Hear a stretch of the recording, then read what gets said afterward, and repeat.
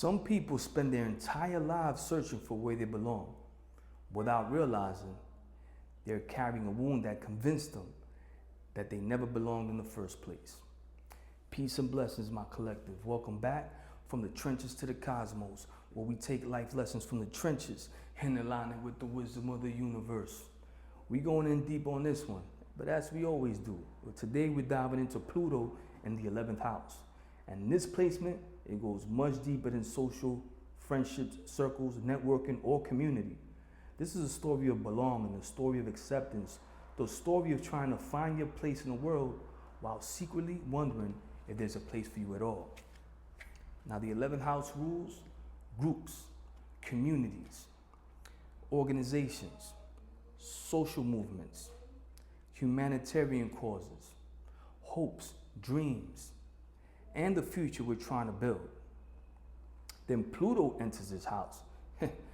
And you know, Pluto intensifies everything it touches. So these individuals often don't just want friendships, they want significance. They don't just want connection, they want to know that they matter.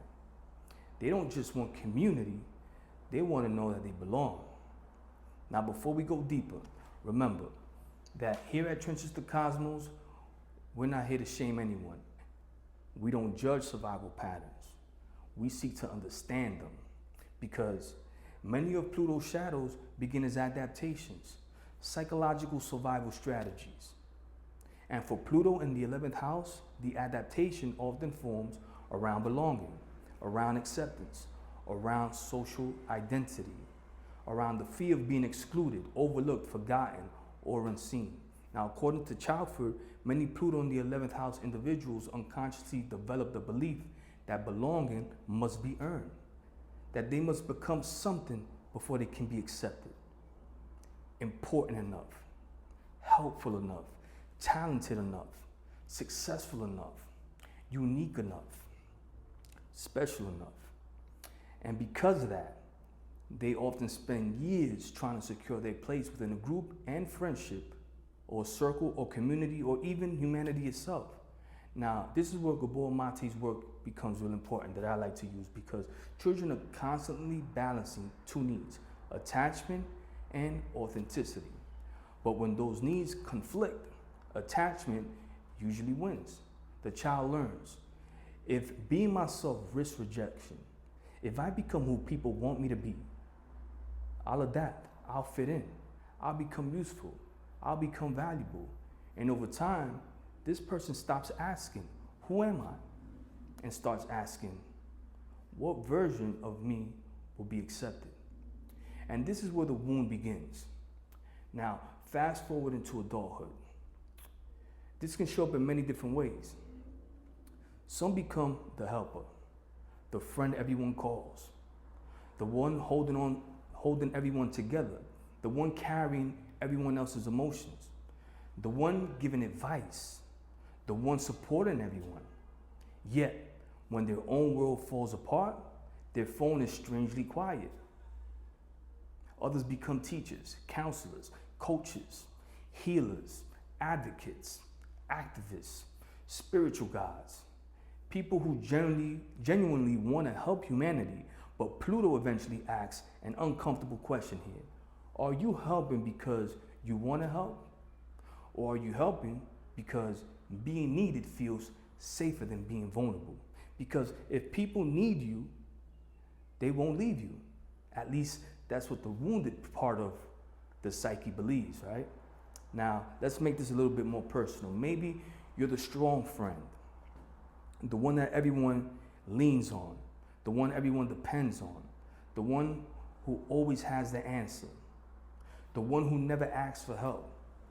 Not because you don't need support, but because needing support feels uncomfortable. Maybe you spent years helping others heal, while secretly hoping someone would notice that you need healing too. Maybe you spent years listening to someone's problems while keeping your own hidden. And maybe you've become so identified with being strong that you've forgotten how to be seen. For others, this placement shows up through social comparison, comparing your success, comparing your relationships, right? Comparing your growth, comparing your influence, comparing your impact, comparing your life to everyone else's. You may celebrate other people's victories while quietly wondering, why not me? When is it my turn? What am I doing wrong? And then guilt appears because you're a good person. You don't want to feel jealous. You don't want to compete. Yet Pluto exposes that what lives underneath the surface is not to shame you, but to free you, because often the jealousy isn't really about them. It's revealing the parts of you that still feel unseen, the parts of you that still questions your worth, the parts of you still trying to earn belonging. And this is where another shadow emerges. The shadow of hidden ego. Not obvious ego, hidden ego. The ego that says, look how much I sacrifice. Look how much I give. Look how much I do for everyone. The behavior appears selfless, but underneath could be a wounded desire to finally be recognized, to finally matter, to finally feel significant. And when that recognition doesn't come, resentment grows. You begin keeping score, not consciously, subconsciously. I was there for them. Why weren't they there for me? I helped everyone. Who helped me? And here's another modern manifestation, right? Social media. You tell yourself you're posting to help people, to inspire people, to awaken people, to make a difference. And maybe that's true. But Pluto asks another difficult question. If nobody liked it, if nobody commented, if nobody applauded, would you still feel the same way about what you're sharing? Because Pluto in the 11th house creates confusion between recognition and belonging. Recognition says, I see what I do. Belonging says, I see who you are. And those are not the same thing. See, many people with displacement spend years chasing recognition while starving for belonging. Then comes the crisis. A friendship ends, a group rejects you, a community disappoints you, a movement loses meaning, a social identity collapses. The people you thought would always be there, they disappear. And then suddenly, Pluto forces you to confront a terrifying question. Who am I if nobody's watching? Who am I if nobody needs me? Who am I if nobody applauds me? Who am I if I stop performing? This is the beginning of transformation, because Pluto is not trying to destroy your identity. Pluto is trying to reveal the parts of you, of yourself, buried beneath the performance. So let's talk healing now. Lesson number 1, stop trying to earn belonging. Ask yourself, who am I still trying to impress? Who am I still trying to gain acceptance from? Where did I learn that I had to become something before I deserved connection? Because many Pluto in the 11th house individuals spend years trying to earn a seat at the table that was already theirs. It's yours. You belonged before you accomplished anything. You belonged before you became useful. You belonged before you became important.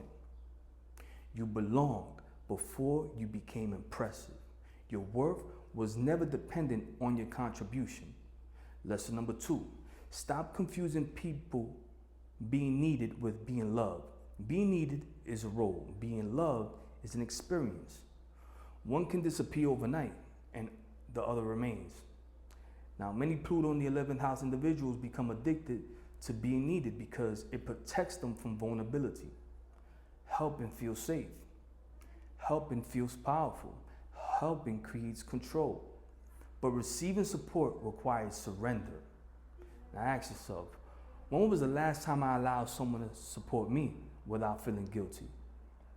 Healing begins when connection becomes mutual, not one-sided. Allow people to see your humanity, not just strength, not just wisdom, your humanity. Lesson number 3, separate recognition from belonging. Recognition says, I see what I do. Belonging says, I see who you are. Many Pluto in the 11th house individuals spend years chasing recognition, followers, influence, status, approval, validation, community praise. But what they're actually hungry for is belonging. Ask yourself, if nobody applauded me for this, would I still feel connected to myself? Because true belonging doesn't require an audience. Now here's the beautiful part. As Pluto evolves, the need for approval begins to dissolve. The need for recognition begins to fade. The need to be the smartest, the strongest, the most spiritual, the most helpful, the most important person in the room starts disappearing. And something much more powerful takes its place. Authenticity, real authenticity, not approved authenticity, not curated authenticity, authenticity that no longer needs validation. The evolved Pluto in the 11th house becomes the true leader. Not because people follow them, but because they no longer need people to follow them. They become grounded, authentic, self-accepting, and because they no longer needed validation from others, they finally received genuine connection. And this is where the future Chiron series becomes important, because Pluto exposes the wound. Pluto exposes the survival strategy. Pluto exposes the performance. But Chiron teaches us how to heal the pain underneath it, how to rebuild self-worth, how to stop performing, how to stop proving, how to stop earning, and how to finally belong to ourselves. Because Pluto in the 11th house isn't really asking, where do I belong? It's asking, what part of me still believes I don't? And once that wound begins to heal, you stop searching for home because you become it. From the trenches to the cosmos, that's what I have for Pluto in the 11th house. Until next time, stay blessed.